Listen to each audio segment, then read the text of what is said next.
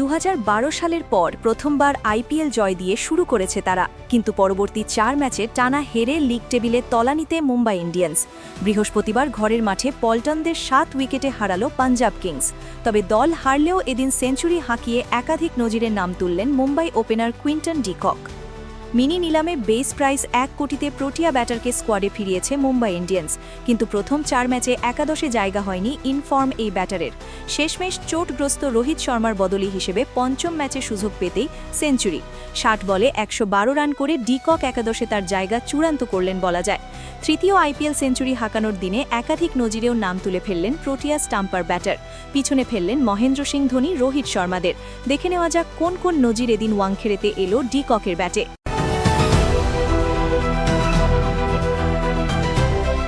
রাজনীতি আর অপরাধ মুদ্রার এপিঠ ওপিঠ। 2026-এর বঙ্গভোটে এই বহুল চর্চিত বাক্যটিতেই ফের একবার শিলমোহর দিল পরিসংখ্যান।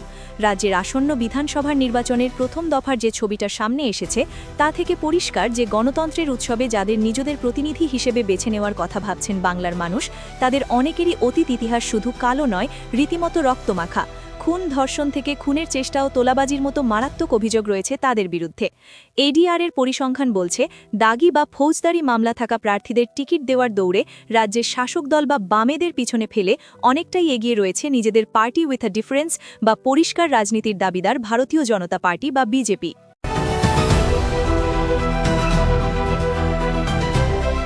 ভোটের মুখে উত্তপ্ত পশ্চিম মেদিনীপুরের সবং। বিজেপি প্রার্থীর প্রচারে বাধা দেওয়াকে কেন্দ্র করে শুরু হওয়া বচসা গড়ালো হাতাহাতিতে। 5 নম্বর সারতা অঞ্চলের ছিনা এলাকায় কেন্দ্রীয় বাহিনীর আধিকারিকরা ঝামেলা সামানে দিতে যান। কথোপকথনের মাঝে আচমকাই তৃণমূল নেতার মুখে কেন্দ্রীয় বাহিনীর এক আধিকারিক সপাটে চড় মারেন। ইতিমধ্যে সেই ভিডিও সোশ্যাল মিডিয়ায় ছড়িয়ে পড়ায় অস্বস্তিতে রাজনৈতিক মহল।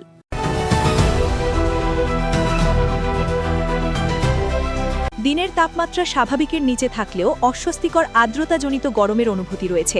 এই পরিস্থিতি আজও চলবে, তবে সপ্তাহান্তে রাজ্য জুড়ে আবহাওয়ার ভোল বদলের সম্ভাবনা।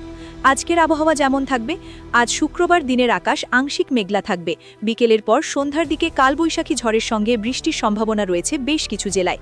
সর্বোচ্চ এবং সর্বনিম্ন তাপমাত্রা যথাক্রমে 33 এবং 25 ডিগ্রি সেলসিয়াসের আশেপাশে ঘোরাফেরা করবে। আগামী দুদিন দক্ষিণবঙ্গে দিনের তাপমাত্রা 2 থেকে 3 ডিগ্রি কমবে। এরপর ধীরে ধীরে 3 থেকে 4 ডিগ্রি বাড়বে। উত্তরবঙ্গে তাপমাত্রায় বড় পরিবর্তন নেই। 2 বঙ্গেই বজ্রঝড় বৃষ্টির সম্ভাবনা রয়েছে আজ, তবে পরে বাড়বে গরম।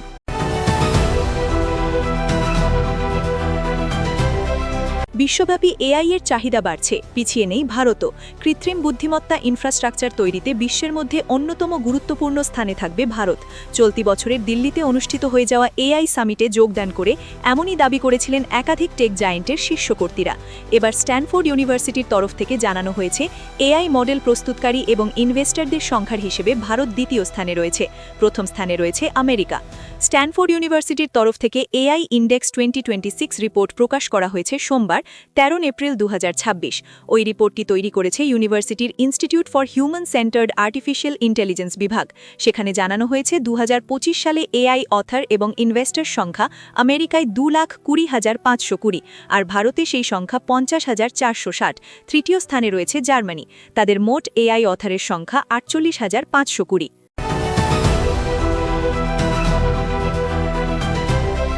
মধ্যপ্রাচ্যে সংঘাত চলাকালীন মোদির সঙ্গে কথোপকথন নিয়ে মুখ খুললেন ট্রাম্প। শুক্রবার মার্কিন প্রেসিডেন্ট ডোনাল্ড ট্রাম্প বলেছেন, বন্ধু প্রধানমন্ত্রী নরেন্দ্র মোদির সঙ্গে তার খুবই ভালো কথোপকথন হয়েছে। তিনি মঙ্গলবার অনুষ্ঠিত 2 নেতার মধ্যে আলোচনার কথা বলছিলেন। তারপর ফের শুক্রবার দুজনের মধ্যে কথা হয়েছে বলে জানালেন মার্কিন প্রেসিডেন্ট। কর কমানোর বিষয়ে গোলটেবিল বৈঠকে ভাষণ দিতে লাস ভেগাসের উদ্দেশ্যে রওনা হওয়ার সময় সাংবাদিকদের ট্রাম্প বলেন, নরেন্দ্র মোদির সঙ্গে আমার খুবই ভালো কথা হয়েছে।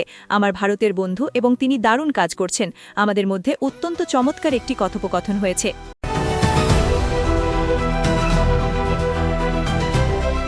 দিল্লি বিমানবন্দরের রানওয়েতে স্পাইস জেটের বিমানে ধাক্কা আকাশা বিমানের। অল্পের মধ্যে রক্ষা যাত্রী ও বিমান কর্মীদের, তবে বিমান দুটির ক্ষতি হয়েছে বলে জানা গেছে। দুর্ঘটনার কারণ জানতে তদন্তের নির্দেশ দেওয়া হয়েছে। বৃহস্পতিবার দুপুরে ঘটনাটি ঘটে দেশের ব্যস্ততম বিমানবন্দর ইন্দিরা গান্ধী আন্তর্জাতিক বিমানবন্দরে। সূত্রের খবর, দুর্ঘটনাটি দুপুর 2:15 নাগাদ। স্পাইস জেটের বোয়িং 737-700 বিমানটি ট্যাক্সিং বা রানওয়েতে গড়িয়ে যাওয়ার সময় তার ডানা দিয়ে পার্ক করা আকাশা উড়ান সংস্থার একটি বিমানের ডানায় আঘাত করে। এর ফলে যাত্রীরা আহত না হলেও দুটি বিমানের অল্প বিস্তর ক্ষতি হয়। স্পাইস জেটের বিমানের ডান দিকের উইংলেট ও আকাশা বিমানের বাঁ দিকের লেজ ক্ষতিগ্রস্ত হয়।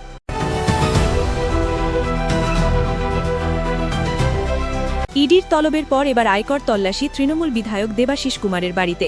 শুক্র সকাল রাসবিহারী বিধানসভা কেন্দ্রের তৃণমূল প্রার্থীর 2 বাড়ি ও একটি নির্বাচনী কার্যালয়ে হানা দেয় আয়কর বিভাগ। আয়কর দপ্তরের আধিকারিকরা জানিয়েছেন, দক্ষিণ কলকাতার রাসবিহারী কেন্দ্রের তৃণমূল প্রার্থীর দেবাশিস কুমারের বাড়িসহ তার সঙ্গে যুক্ত 2টি ঠিকানায় শুক্রবার তল্লাশি অভিযান চলছে। সকাল 6টা নাগাদ মনোহর পুকুর রোডে তার বাসভবন এবং তার নির্বাচনী কার্যালয়ে একই সময় তল্লাশি অভিযান শুরু হয়েছে। জানা গেছে, বিধায়ক বাড়িতেই রয়েছেন। আয়কর দপ্তরের আধিকারিকরা বাড়ির নথিপত্র খতিয়ে দেখছেন।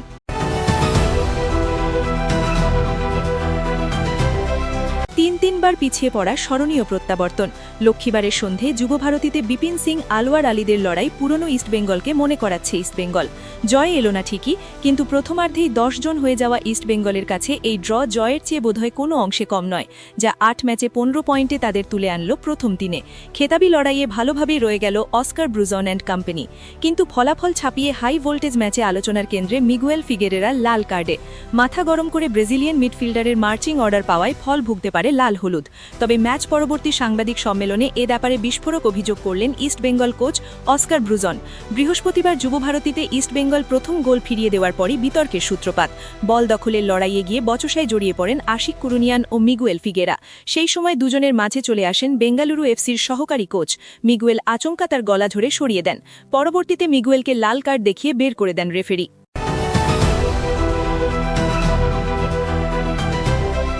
হাতে 48 ঘণ্টা থাকলেও ভোটার লিস্টে নাম নথিভুক্ত করার বিষয়ে কোনো জটিলতা হবে না। বৃহস্পতিবার সুপ্রিম কোর্টের নির্দেশের পর এমনটাই জানালেন রাজ্যের মুখ্য নির্বাচন আধিকারিক মনোজ কুমার আগরওয়াল। তার বক্তব্য, সুপ্রিম কোর্টের নতুন নির্দেশ অনুযায়ী 19 জন বিচারককে নিয়ে যে ট্রাইব্যুনাল গঠন করা হয়েছে, সেখানে যেমনভাবে নাম নিষ্পত্তি হবে সেই সব নাম তৎক্ষণাৎ ভোটার লিস্টে নথিভুক্ত হয়ে যাবে। এ নিয়ে ভোটারদের কোনো চিন্তা নেই। নির্বাচনের 2 দিন আগে নিষ্পত্তি হলেও ভোটদানের আগেই তার নাম তালিকায় রয়েছে কিনা তা জানতে পারবেন সংশ্লিষ্ট ভোটার।